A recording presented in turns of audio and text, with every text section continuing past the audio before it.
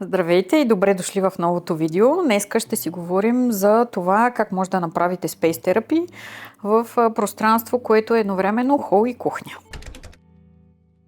Това, което създава усещане за хаос и напрежение тогава, когато тези две пространства са в едно, е обикновено неподредената кухня, неизмитите чинии, много съдове за готвене, които всъщност не са прибрани. Единия вариант. Или другия вариант е самата енергия на кухнята и на хола да бъдат в дисонанс, като например хола да е много подреден, много спретнат с много тихи, спокойни цветове, кухнята жълто-оранжево, изкрящи цветове, такава съдове, които са в много активни цветове, които всъщност реално няма проблем, защото кухнята е пространство, което всъщност е свързано с творчество, с много динамика вътре в самото пространство.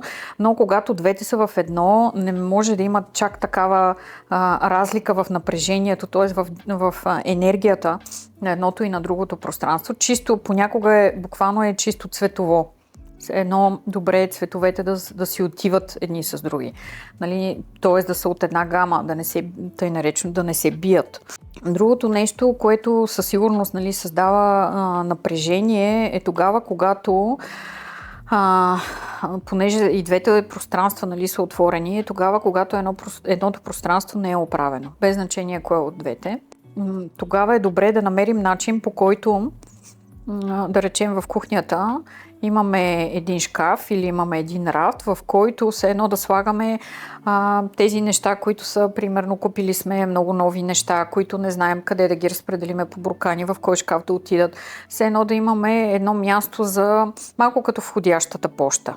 Т.е. място, в което да слагаме набързо едни неща, които всъщност да не затормозяват цялото пространство. Т.е. да има определено място, в което всъщност този временен хаос, който идва, да може да бъде поет в хола, да речем. Това може да е на някакъв рафт, да речем да поставим едно панерче или да поставим някаква кошница, в която всъщност да слагаме едни неща. Когато влезем отвънка, носим най-различни работи. Понякога това са да речем някакви неща за спорт или дрехи или най-различни неща, които всъщност все още не знаем къде да отидат.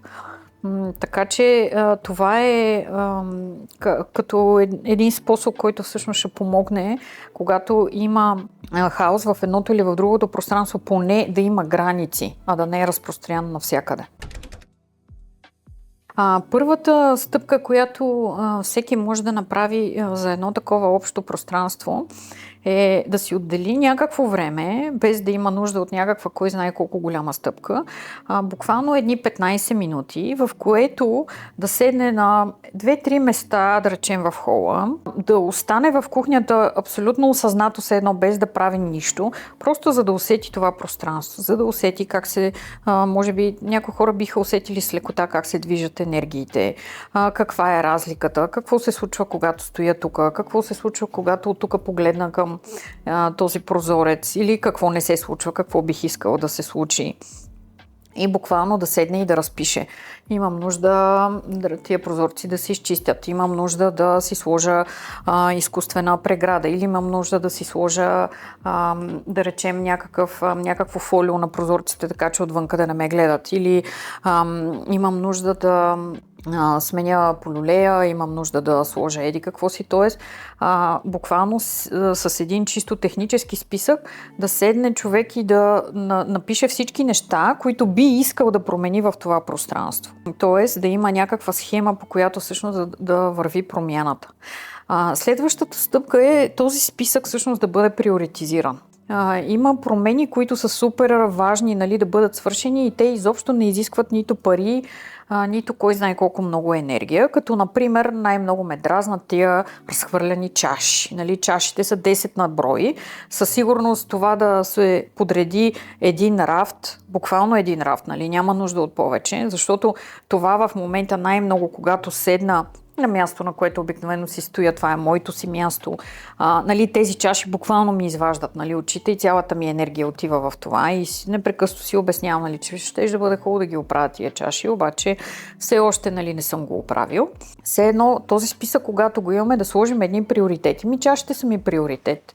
След което ми е приоритет да не ме гледат отвънка, нали, защото новото строителство е такова, че съседите са вкъщи. Или нещо друго, нали, което всяко пространство е много, много, много специфично.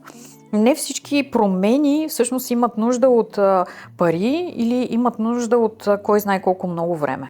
Затова много е важно, т.е. след като имаме един такъв списък на всички необходими неща, които и бихме искали, нали, да се промени в това пространство, ние да седнем и да си кажем, кои са тези 2 или 3 неща. Някога едно върши работа, но не винаги, освен ако не е нещо много, действително все едно сме нацелили корена на проблема. 2-3 неща, ако пипнем вътре в къщи, в това пространство, макар че и за цялата къща е абсолютно валидно, буквално ще се промени енергията на цялото пространство. И тогава вече имаме възможност, нали, първо, нали, да има един списък. Много често, примерно, да речем, искам да смена фолиото. Да, обаче се оказва, че то не може да се смени, защото дограмата е еди какво си. Или защото трябва специално фолио, което да бъде почистено, да бъде поръчано, исках да кажа. Това ще отнеме дни, след което започваме да поручваме пък кое е подходящо, пък кое се маха, пък 100 000, нали, неща. Става супер сложно. Затова просто минаваме нататък. Very simple. Нали, понякога буквално имаме нужда просто да отмятаме някакви неща, не толкова да е, как да кажа, всяка стъпка, нали, да бъде абсолютно перфектна, нали, за да може ние да се чувстваме идеално някъде си. Перфекционизма обикновено, особено когато става въпрос за пространство, абсолютно вреди. Защото самите ние, нали, знаем, че има едни прекрасни картини, които абсолютно не са перфектни детайл по детайл. Те са перфектни в тяхната цялост, но детайлите като такива всъщност те изобщо не са перфектни. А ние обикновено гледаме перфектността на определените детайли, а не перфектността на цялата картина. И изгубваме представа за това къде е баланса или къде е стъпката, нали, която всъщност имаме нужда да направим. И за това аз съветвам някои неща просто като Nike, just do it. И нещата се получават. Много лесно можем да разберем дали холът и кухнята започват да функционират като едно пространство за нас, и то е тогава, когато ние се чувстваме едновременно релаксирани в хола и активирани в кухнята. Хем изглежда, нали, като невъзможно, но всъщност е абсолютно възможно, защото най-малкото ние сме в различна позиция, когато сме в хола и когато сме в кухнята. Тоест, в хола има нужда да усещаме отпускането, в кухнята има нужда да усещаме мотивацията и активацията.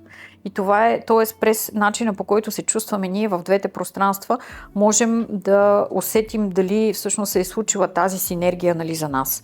Ако някоя от двете дейности не е достатъчно балансирана, нали, с другата, можем просто да видим какво ни липсва. Като, например, окей, отпуснат съм, обаче има нещо от кухнята, което всъщност ме дразни. И тогава има много лесни начини, по които могат да се направят нещата. Може да има нужда да се, да речем, да се съберат, т.е. да не се вижда толкова много техника, нали, която стават много активни шарани неща, нали, които ние виждаме.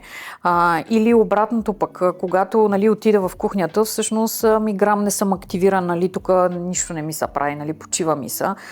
Тогава това, което има нужда да се случи, пък в кухнята да се сложи нещо, което допълнително да ни активира. Това буквално може да е просто една готварска книга, която би ни вдъхновила, нали, да я сложим на едно място, на което всъщност ние да я виждаме. Понякога може да просто да е снимка на книгата, не самата книга. Нали, което всъщност това ще ни помогне, нали, когато отидем в това пространство, ние всъщност да се чувстваме добре. Трудно е, но също така абсолютно възможно.